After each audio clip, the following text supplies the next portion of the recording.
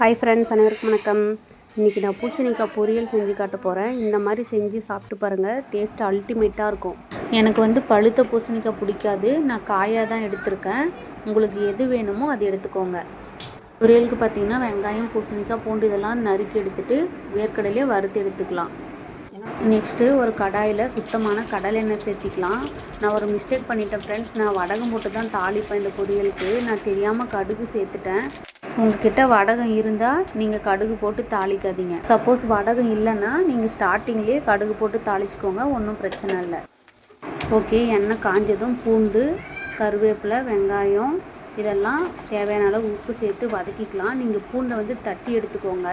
Okay, வெங்காயம் ஒரு பாதி அளவு வதங்கினதும் நறுக்கி வச்சுருக்க பூசணிக்காயை சேர்த்திக்கலாம். இந்த பூசணிக்காயை அப்படியே ஸ்டார்டிங்கில் எண்ணெயிலே வதக்கிக்கலாம். அதுலேயே அது ஓரளவு வெந்துடும். இதுக்கப்புறம் தேவையான அளவு உப்பு சேர்த்து வதக்கி விட்டுட்டு நெக்ஸ்ட்டு மஞ்சத்தூள், கொத்தமல்லி தூள், மிளகாத்தூள் இதெல்லாம் தேவையான அளவு சேர்த்திட்டு எண்ணெயிலே வதக்கி விட்டுடலாம். ஏன்னா அப்போ தான் அந்த பச்சை வாசமெல்லாம் போகும். இந்த மிளகாத்தூள், மல்லித்தூளெல்லாம் தீய விட்டுறாதீங்க, இல்லைனா டேஸ்ட்டே மாறி போயிடும். இதுக்கப்புறம் ஓரளவு வதக்கின அப்புறம் ஒரு 1/4 டம்ளர் தண்ணி சேர்த்திக்கலாம். இதிலே காய் வெந்துடும். இதுக்கப்புறம் வேர்க்கடலை பொடி வறுத்து வச்சுருந்தோம் இல்லையா, அதை பொடி பண்ணி சேர்த்திக்கலாம்.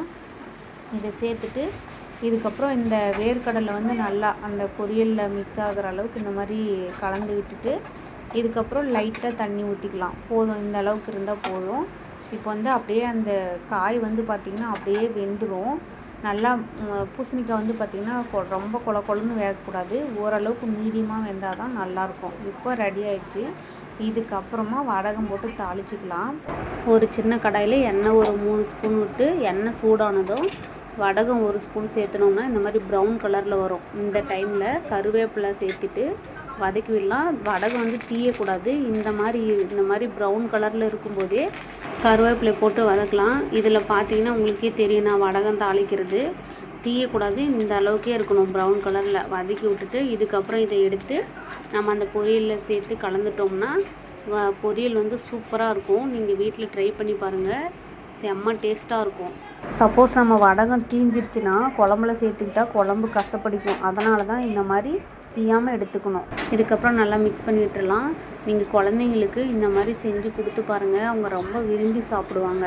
இந்த வடகம் தாளிக்கிறது பார்த்திங்கன்னா சாம்பாருக்காக இருக்கட்டும், கீரை குழம்பு, வேர்க்கடலை சட்னி, அப்புறம் இந்த மாதிரி பூசணிக்காய் பொரியல், கத்திரிக்காய் கடையல் இது எல்லாத்துக்குமே லாஸ்ட்டாக தான் தாளிப்பாங்க. ஏன்னா அப்போ தான் குழம்பு வாசமாகவும் சுவையாகவும் இருக்கும்.